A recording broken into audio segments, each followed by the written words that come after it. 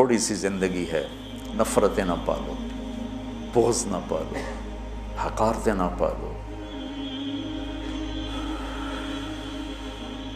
کسی کو اگر غلط راستے پہ تم دیکھ رہے ہو تو اس سے بچانا ضروری ہے، اس سے نفرت کرنا بند ہو گیا۔ میرے نبی نے کتنے پتھر کھائے طائف والوں سے، کتنے پتھر کھائے۔ خود میرے نبی نے فرمایا کہ مجھے سب سے زیادہ تکلیف طائف والوں نے پہنچائی۔ تو جب ان کے لیے اجازت آ گئی کہ حکم دیں ان کو پیس کے رکھ دیں، تو فرمایا نہیں یا اللہ، شاید ان کی نسلوں میں کوئی کلمہ پڑھ لے۔ کتنی بڑی سیرت ہمارے سامنے موجود۔ آپ تو کہتے ہیں یا اللہ پیس دیں ان کو۔ ابو جہل جیسے کی آپ نے اتنی منتیں کی کہ حل انت منتہن عن سب آلہتنا، محمد اب بس بھی کرو، تو نے بہت سنا دیا ہمیں، ہم قیامت کے دن گواہی دے دیں گے کہ تو نے اپنے رب کا پیغام پہنچا دیا، اب بس کرو۔ جس کے بارے میں آپ کو پتہ تھا یہ میری امت کا فرعون ہے۔ بھائیو میرے عزیزو، اگر آپ اپنے آپ کو اہل حق سمجھتے ہو تو پھر آپ کی مثال ایک طبیب کی ہے، اور جو غلط راستوں پر ہے اس کی مثال ایک مریض کی ہے۔ اگر ڈاکٹر مریض سے نفرت کرے گا علاج ہو سکے۔ یہ سن 2000 میں ہم تھے عمرے پر نا، نئی صدی شروع ہو رہی تھی، تو میں سارے بچوں کو لے کے گیا حرم، اور رمضان کا ہی مہینہ تھا، رمضان میں ہی تبدیل ہو رہا تھا 100 سالہ۔ تو تراویح کے دوران وہ جو رات تھی اصل 31 دسمبر کی رات، مولوی یوسف صاحب کو پیٹ درد شروع ہو گئی، تو ہمیں تراویح چھوڑ کے نکلنا پڑا۔ میرے ایک دوست تھے وہاں کنگ عبدالعزیز ہاسپٹل میں ڈاکٹر، میں نے ان کو فون کیا، آج کل ادھر ہوتے ہیں لاہور میں نے کہا اس طرح بچے کو پیٹ میں درد ہے تو بہت زیادہ ہے کہ میں ہاسپٹل آ رہا ہوں، آپ بھی آ جائیں۔ تو میں اس کو لے کے گیا، تو لفٹ میں ہم تھے، تو اوپر ان کے جہاں کلینک تھا وہاں وہ لے جا رہے تھے۔ اب میں باپ ہوں، یہ بیٹا ہے، یہ ڈاکٹر ہے، تو اس کو آئی الٹی، تو میں ایک دم پیچھے ہٹ گیا، اور جو ڈاکٹر تھا اس نے اپنے دونوں ہاتھ آگے کر دیا، ساری الٹی کو ہاتھوں میں لے لی۔ میں موت تک یہ منظر نہیں بھول سکتا۔ میں باپ ہو کے پیچھے ہٹ گیا کہ میرے کپڑے نہ خراب ہو جائیں۔ اس نے اپنی ڈیوٹی کا حق ادا کیا، اس کا تو وہ کچھ نہیں لگتا تھا، میرا لگتا تھا، اور میں پیچھے ہو گیا۔ وہ اس کا مریض لگتا تھا، تو اس نے طبیب ہونے کا حق ادا کیا، اس نے دونوں ہاتھوں میں پوری الٹی کو یوں لے لیا، اور لفٹ کھلنے کے بعد جا کر اس نے اس کو بیسن میں ڈالا۔ اسے طبیب کہتے ہیں۔ تم کیسے بے وقوف طبیب ہو کہ مریضوں سے نفرت کرتے؟ تمہارے سامنے نبیوں کی سیرت ہی کوئی نہیں، تمہارے سامنے اکابرین امت کی سیرت ہی کوئی نہیں، کہ میرے نبی سے بڑھ کر کسی کا مقام ہو سکتا ہے کہ قاب قوسین او ادنی، اور پھر وہ پتھر کھا کے کہہ رہے ہیں نہیں نہیں میں بد دعا نہیں کروں گا، ان میں کوئی آئے گا۔ اگر آپ تبلیغ والوں نے تھوڑی سی محبت دکھائی اور کیسے کیسے لوگ ہدایت پہ آ گئے۔ تو لمبے میں جو میرا اصلی ہوم ٹاؤن ہے، 200 سال سے طوائفوں کا محلہ چل رہا ہے۔ آج وہ سارا محلہ توبہ کر کے بیٹھا ہوا ہے، صرف 10 سال کی محنت۔ میں نے ان کو جا کے بیٹی بنایا، میں کہ تم سب میری بیٹیاں ہو۔ اسی ایک لفظ نے ان کے آنسوں کیا ہچکیاں بجا دی کہ مولانا صاحب سانوں تو ساڈے پیو نہیں آتے، تو ساڈی بیٹی ہیں، تسی مولانا ہو کے آخر ہو تسی میری بیٹیاں ہو۔ اس عزت نے ان سے توبہ کرواتی۔ میں نے ان کے وظیفے مقرر کیے، ایسے وظیفے نہیں ہیں کہ وہ بیچاری آسانی سے کھا سکیں کہ بیٹیوں تم گھر بیٹھ جاؤ اور دال روٹی کھا سکتے ہو، اس سے زیادہ بھی میری بھی اوقات نہیں ہے۔ تو اللہ کرے اللہ تمہارے گھر آباد۔ 2 لفظ محبت بھرے، پوری زندگی ان کی تبدیل ہوگی۔ طوائف کہنا کون سا مشکل کام ہے، کنجری کہنا کون سا مشکل کام؟ تم جانتے ہو کہ طوائف کو طوائف بنانے والی یہ کم بخت مالدار لوگ ہیں جو غریب کی بیٹیوں کو کی بولی لگاتے ہیں، ان کے سر پہ عزت کی چادر ڈالتے، ان کی شادیاں کرواتے، ان کے گھر آباد کرواتے، بجائے اس کے ان کی عزتوں سے کھیلا۔ اگر تم کبھی طوائفوں کی کہانیاں سنو تمہارے کلیجے پھٹ جائیں۔ ممبر پہ بیٹھ کے بیان کرنا تو بڑا آسان کام، نشہ پلا کے گرانا تو سب کو آتا ہے، مزہ تو تب ہے کہ گرتے کو تھام لے ساکی۔ میں جب طوائفوں کے بازار گیا تو مجھے پتہ چلا کہ کتنا مظلوم طبقہ ہے یہ، غریب کی بیٹی پیٹ کی آگ بجھانے کے لیے جسم بیچتی ہے اور اس کے ماتھے پہ طوائف کا داغ لگتا ہے، اور اس بدبخت ذمہ دار پر چودھری کا پیسے ہی تاج سجا رہتا ہے جس نے راتوں کو جا کر اس کی عزت کے سودے کیے، اس کی شادی بھی کروا سکتا تھا۔ وہاں کی طوائفیں بڑے بڑے ذمہ داروں کی بیٹیاں، میں وہیں پیدا ہوا، وہیں پروان چڑھا۔ تو اگر میں بھی ان سے نفرت کرتا، اگر ان 300 میں 100 ہی پکی ہو گئیں، ایک بھی ہو گئی، تو میری ساری 50 سال کی تبلیغ ایک طرف اور ایک طوائف کا توبہ کر لینا ایک طرف۔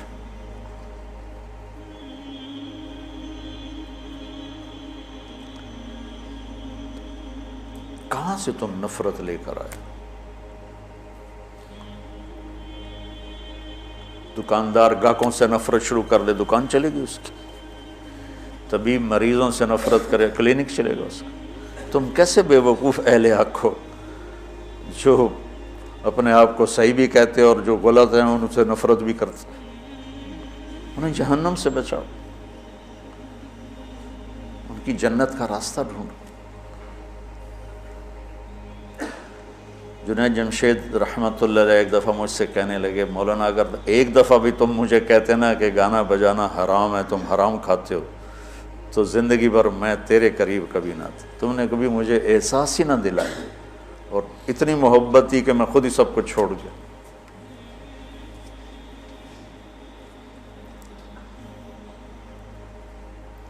وَاعْتَصِمُوا بِحَبْلِ اللَّهِ جَمِيعًا۔ اس امت میں اختلاف رہے گا، سیاسی بھی، مذہبی، قومی بھی، لسانی بھی، پیشہ ورانہ بھی۔ اس کی باؤنڈری، اس کے اندر رہو، اس کے اندر رہو۔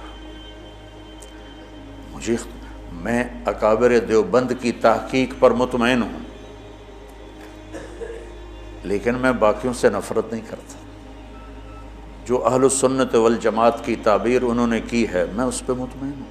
ہاں جزیات میں ہر ایک کا اختلاف ہوتا ہے، کوئی تقلید جا، میں اندھا مقلد نہیں ہوں، اندھا مقلد ہونا کوئی صفت نہیں ہے، عیب ہے۔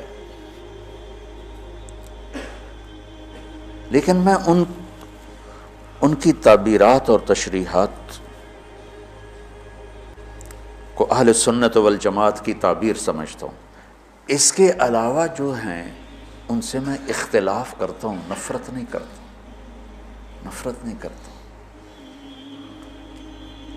میرے منصب کا تقاضا ہے، جہاں مجھے اللہ نے بٹھایا ہے، کہ میں کسی سے چور ڈاکو بدماش سے بھی نفرت، مجھے اس کے عمل سے نفرت ہے، اس کی ذات سے نہیں۔ مجھے اس کے غلط عقائد سے نفرت ہے، اس کی ذات سے نہیں۔ تو محبت تو دو۔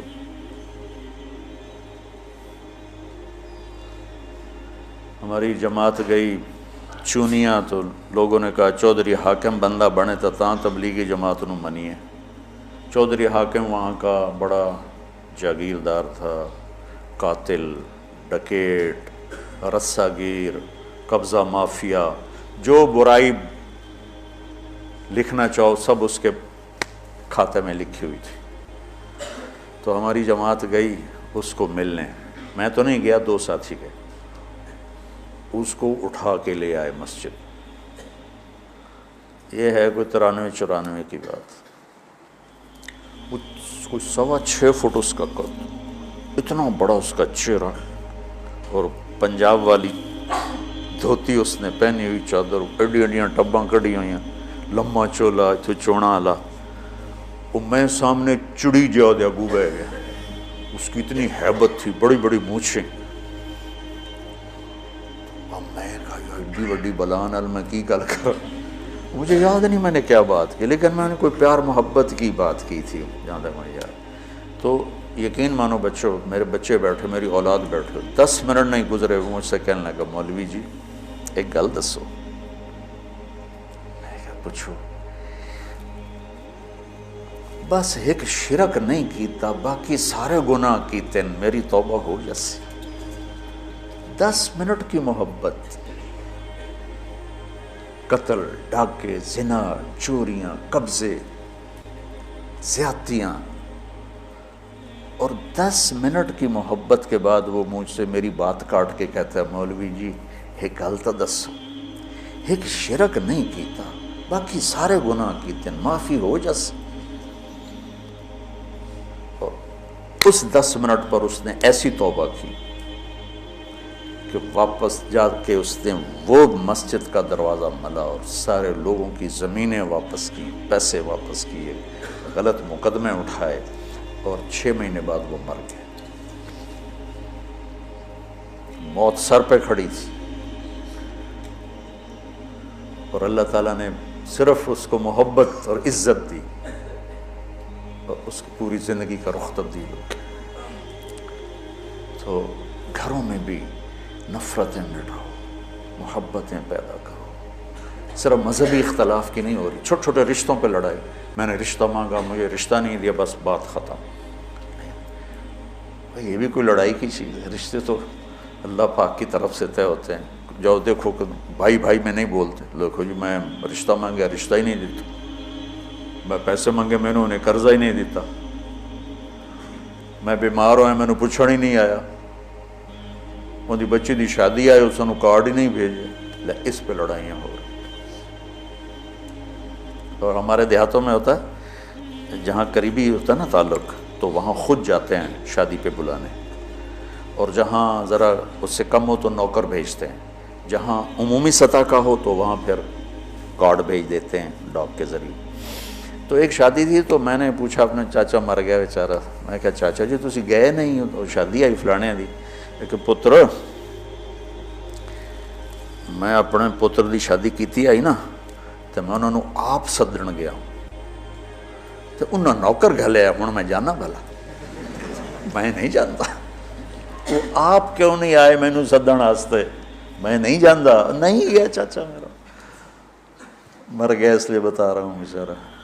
یہ ہماری ثقافت ہے، یہ ہمارے اخلاق. یہ صرف کوئی مذہبی اختلاف کی بات نہیں کر رہا ہوں، چھوٹی چھوٹی باتوں پہ لڑائیاں، جھگڑے، فساد.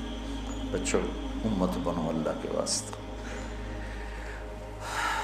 اگر یہ 2 سبق ہی یاد کر لو گے نا تو اس معاشرے کے لیے تم رحمت بن جاؤ گے، جنت بن جاؤ، سخی بن کے جاؤ، محبت والے بن کے جاؤ. مولوی صرف مانگنے والا نہ رہے، دینے والا بھی.